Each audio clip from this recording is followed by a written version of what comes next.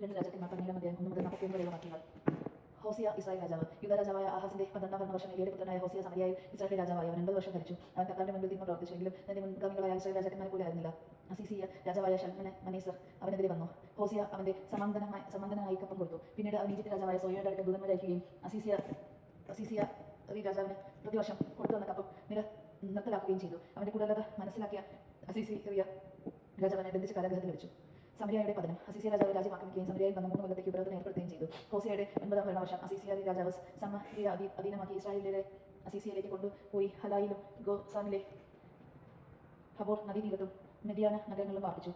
ഇങ്ങനെ സംഭവിച്ചതിന് കാരണം ഇതാണ്: തങ്ങൾ ഈജിപ്തിൽ നിന്ന് ഫറവോ രാജാവിന്റെ അടിമത്തത്തിൽ നിന്ന് മോചിപ്പിച്ച തങ്ങളുടെ ദൈവമായ കർത്താവിനെതിരെ ഇസ്രായേൽ ജനം പാപം ചെയ്തു. അവൻ അന്യദേവന്മാരോട് ഭക്ത്യാദരങ്ങൾ കാണിക്കുകയും കർത്താവ് ഇസ്രായേലിന്റെ മുൻപിൽ നിന്ന് ഉച്ചാരണം ചെയ്ത് ജനതകളുടെ ആചാരങ്ങളും ഇസ്രായേൽ രാജാക്കന്മാർ ആവിഷ്കരിച്ച അനുഷ്ഠാനങ്ങളും വ്യാപിക്കുകയും ചെയ്തു. ദൈവമായ കർത്താവ് അന്ധമായ കാര്യങ്ങൾ ഇസ്രായേൽ ജനം രഹസ്യമായി ചെയ്തു. കാവൽഗോപുരം മുതൽ സുരക്ഷിത നഗരം വരെ എല്ലായിടത്തും അവർ പൂജാഗിരികൾ നിർമ്മിച്ചു. അവർ എല്ലാ കുന്നുകളിലും വൃക്ഷിച്ചു.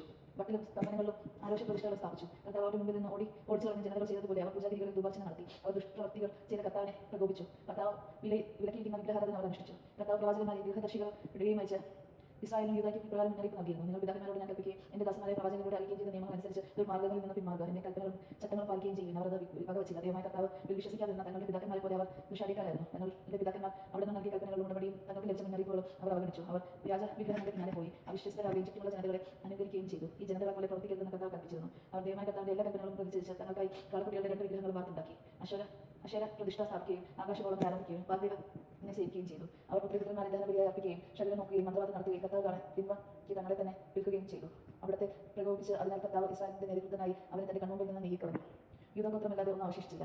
യൂദാരും ദൈവമായ കർത്താവിന്റെ കൽപ്പനകളും അനുസരിക്കാതെ ഇസ്രായേലിന്റെ ആചാരങ്ങളിൽ മുഴുകി. കർത്താവ് ഇസ്രായേലിന്റെ സന്തതികളെ ഉപേക്ഷിക്കുകയും ശിക്ഷിക്കുകയും കൊള്ളക്കാരുടെ കയ്യിൽ ഏൽപ്പിക്കുകയും തന്റെ മുൻപിൽ നിന്ന് നിശാസനം ചെയ്യുകയും ചെയ്തു. കർത്താവ് ഇസ്രായേലിന്റെ ദാവീദിന്റെ ഭവനത്തിൽ നിന്ന് വിച്ഛേദിച്ചപ്പോൾ അവർ നൊബാത്തിന്റെ പുത്രനായ ജെറോബോവാമിനെ രാജാവാക്കി.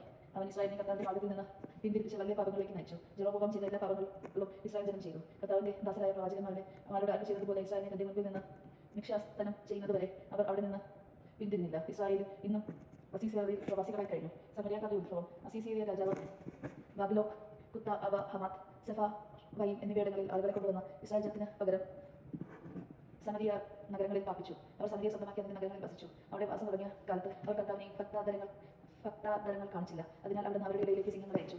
അവർ അവരെ കുറെ പേരെ കൊന്നു. സമരിയ നഗരങ്ങളിൽ കൊണ്ടുവന്ന് പാർപ്പിച്ച ജനതകൾക്ക് നാട്ടിലെ ദൈവത്തിന്റെ നിയമം അറിവില്ലാത്തതിനാൽ അവിടെ അവരുടെ ഇടയിലേക്ക് സിംഹങ്ങളെ അയക്കുകയും അവരെ കൊല്ലുകയും ചെയ്യുന്നുവെന്ന് അസീസിയ രാജാവ് പറഞ്ഞു. അവൻ കൽപ്പിച്ചു: അവിടെ നിന്ന് കൊണ്ടുവന്ന ഒരു പുരോഹിതനെ അങ്ങോട്ടേക്ക് അയക്കുക. അവൻ അവിടെ താമസിച്ച ദേശത്തെ ദൈവത്തിന്റെ നിയമം അവർ പഠിക്കട്ടെ. സമരിയയിൽ നിന്ന് കൊണ്ടുവന്ന പുരോഹിതന്മാരിൽ ഒരു ബന്ധത്തിൽ ചെന്ന് താമസിച്ച കർത്താവിനോട് ഭക്താദരങ്ങൾ കാണിക്കുന്നതിനെ അവരെ പഠിപ്പിച്ചു. ഓരോ ജനതകളെയും തങ്ങൾ സമ്മാനിച്ചിരുന്ന നഗരങ്ങളിലെല്ലാം തങ്ങളുടെ ദൈവന്മാരെ ഉണ്ടാക്കി സമരിയക്കാർ നിർമ്മിച്ച പൂജാഗിരികൾ പ്രതിഷ്ഠിച്ചു. ബാബിലോൺകാർ സുക്കോത്ത് ബെനോത്തിനെയും കുത്ത് ദേശക്കാർ നെർഗാലിനെയും ഹമാത്യർ അമിഷയെയും അവാക്കർ നിബാസ് താത്താത്ത് എന്നിവയും ഉണ്ടാക്കി. സെഫാർവയീംകാർ തങ്ങളുടെ ദൈവന്മാരായ അദ്രമെക്കലിനും അനാമെക്കലിനും സ്വന്തം മക്കളെ ആഹുതി ചെയ്തു. അവർ കർത്താവിനോട് ഭക്തി കാണിച്ചു. തങ്ങളിൽ നിന്ന് എല്ലാ തരത്തിലും പെട്ടവരെ പൂജാഗിരികളിൽ പുരോഹിതന്മാരെ നിയമിച്ചു. ഇവർ പൂജാഗിരികളിൽ ബലിയർപ്പിച്ചു. അങ്ങനെ അവർ കർത്താവിനെ ആദരിച്ചു.